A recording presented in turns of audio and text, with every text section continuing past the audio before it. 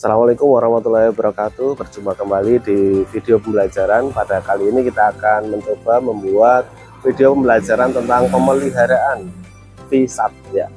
Kalau biasanya kita belajar tentang fiber optik, untuk kali ini kita akan mencoba untuk belajar tentang VSAT. Bagaimana cara untuk melakukan pemeliharaan VSAT? Kita ikuti videonya. PMPRI itu pekerjaan preventive maintenance, di mana kita melakukan pengecekan sinyal VSAT apa itu masih bagus atau enggak, khususnya pengecekan nilai CPI C2N dan istilahnya semacam rekalibrasi ulang nilai-nilai yang dimonitor oleh BRI. Yang dimonitor itu antaranya ada SGF, CPI, C2N, error rate, sama power atenuasi dan SNO. Jadi kita mengkalibrasi nilai-nilai itu agar sesuai dengan standar yang diminta oleh BRI. Caranya itu ya memaksimalkan arah antena dan melakukan pengecekan konektor-konektor yang ada di antena beserta indoor unitnya, seperti itu. Itu intinya sih. Sebelum kita mulai untuk pemeliharaan, kita bisa melihat tampilan dari antena ya, dimulai dari bagian O2, nanti akan dihubungkan menggunakan kabel koaksial menuju ke IDU. Posisi IDU biasanya ada di dalam server bersamaan dengan router dan perangkat-perangkat lain.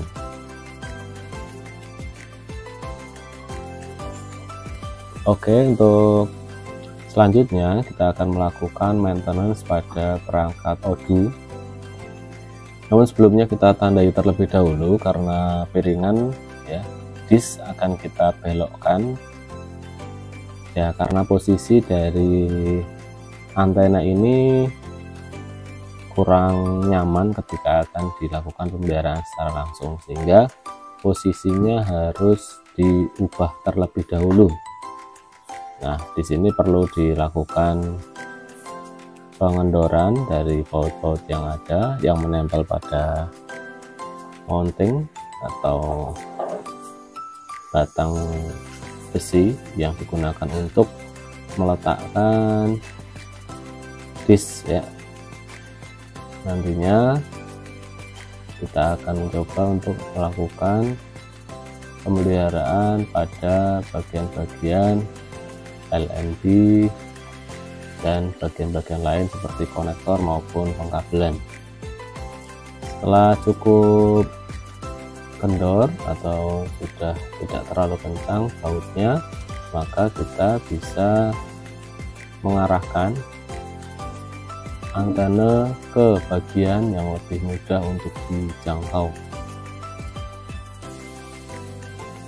Tidak semua posisi antena berada seperti yang ada di video. Ada kalanya antena berada di tempat yang lebih mudah atau mungkin bahkan lebih sulit dibandingkan dengan posisi antena yang ada di video. Selanjutnya perlu diamati bagian-bagian kabel ya, yang menghubungkan dari perangkat O2 menuju IDU yang sudah kita lihat tadi. Selain itu kita perlu mendokumentasikan serial number atau nomor seri dari masing-masing perangkat. Nah, nomor seri ini akan kita catat atau sebagai identitas dari perangkat yang nantinya akan kita laporkan pada saat kita sudah menyelesaikan pemeliharaan dari perangkat VSAT tersebut. Identitas-identitas tersebut dibutuhkan untuk dicocokkan terhadap data yang ada sebelumnya ya.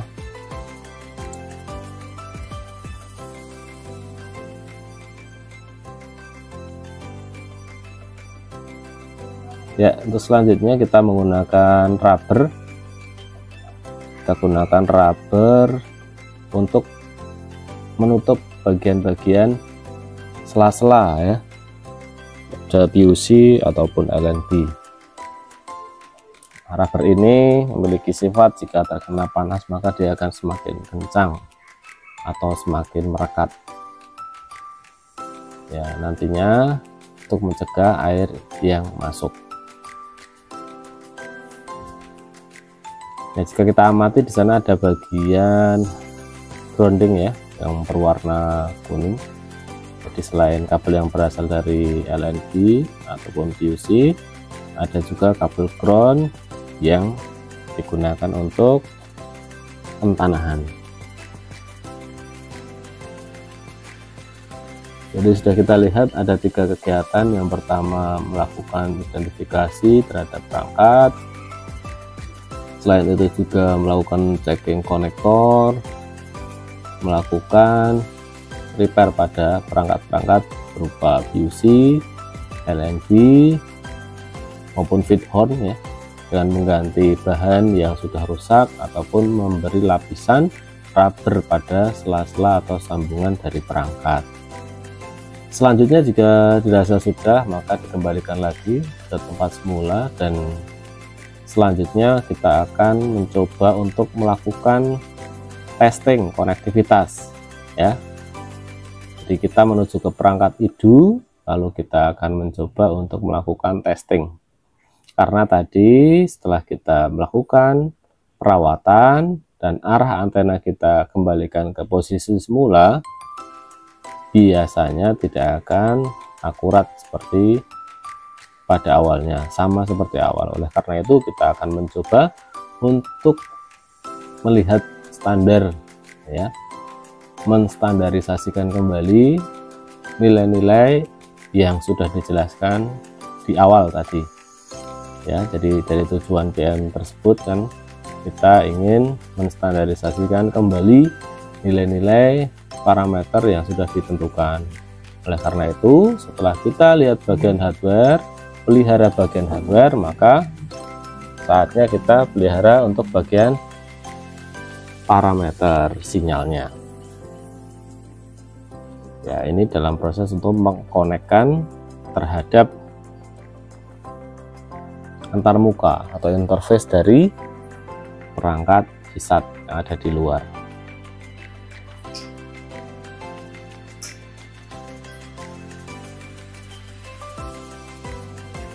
Mungkin tidak terlalu jelas, tetapi setidaknya kalian tahu proses atau urutan-urutan yang dilakukan ketika melakukan pemeliharaan. Nah, karena posisi IDU ada di rak server, ada di bagian server, maka teknisi yang satu tetap berada di atas dan teknisi yang kedua melakukan testing ya dari posisi IDU berada. Nah, mereka akan melakukan koordinasi ya antara teknisi, antara perangkat IDU dan ODU. Jika dirasa sinyal masih kurang kuat atau belum sesuai dengan standar yang ada, maka akan dilakukan pointing oleh teknisi yang ada di luar. Nah, teknisi yang ada di dalam selalu memantau dan memberikan informasi apabila nilai-nilai parameter yang diharapkan sudah sesuai. Namun jika belum, maka akan dilakukan pointing secara terus-menerus sampai diperoleh nilai yang dikehendaki.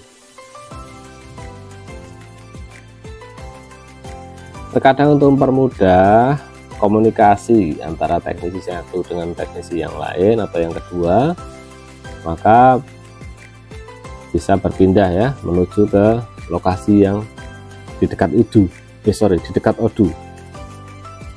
Nah, di sini setelah sinyal dirasa sesuai atau sudah sesuai standar seperti itu, maka teknisi akan berkoordinasi dengan helpdesk ya, atau bagian yang ada di kantor sana untuk melakukan cross pull, karena ada petugas tersendiri. Maka di bagian sini pada saat cross pull, teknisi akan melakukan penyesuaian posisi dari LNB ya, apakah sudah sesuai, apakah terbaca atau tidak oleh sistem di sana. Jadi nanti kekuatan sinyal yang terdeteksi pada monitor helpdesk itu yang akan digunakan. Proses crosspol dalam VSAT itu adalah salah satu teknik yang dapat digunakan dalam komunikasi satelit untuk mengirim dan menerima sinyal dengan menggunakan polarisasi yang berbeda antara antena pengirim dan antena penerima.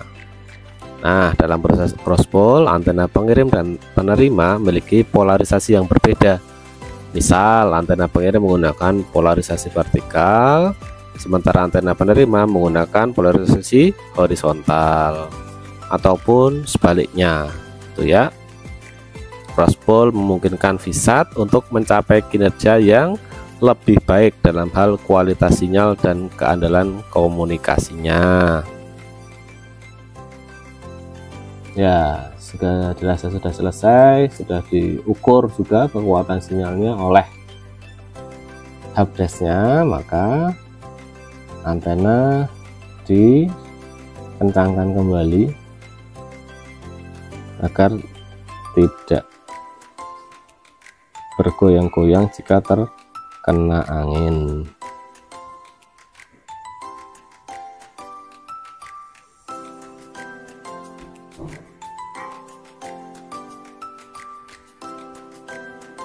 Oke, jadi antar teknisi satu dan yang kedua saling bekerja sama. Yang satu berkoordinasi dengan helpdesk atau petugas yang ada di kantor, dan yang satunya melakukan instalasi pada perangkat hardware-nya ya. Karena memang ini cukup besar untuk antena VSAT-nya, maka dibutuhkan kerjasama tim.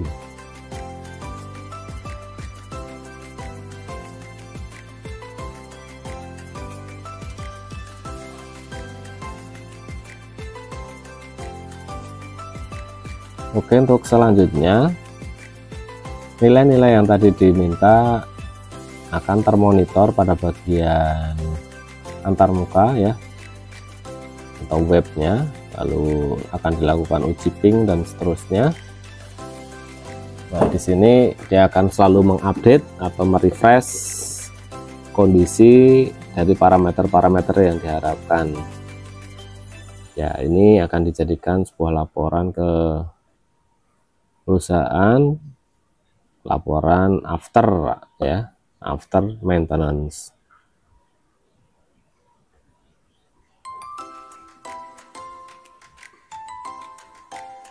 Ya, seperti itu untuk laporan maintenance. Selanjutnya akan ada pengukuran catu daya. Nah, seperti itu untuk pengukuran catu daya yang ada di sekitar perangkat. Ini adalah perangkat-perangkat lain yang ada di ruang servernya ya. Ruang server selalu dilengkapi dengan AC untuk menjaga kestabilan suhu, dan lebih baik diberi termometer. Demikian. Nah, seperti itu tadi video mengenai pemeliharaan VSAT. Semoga bisa memberikan manfaat untuk kita semuanya. Kita bisa belajar lebih banyak lagi tentang telekomunikasi, dan kita akan lanjutkan untuk video-video yang lainnya. Terima kasih.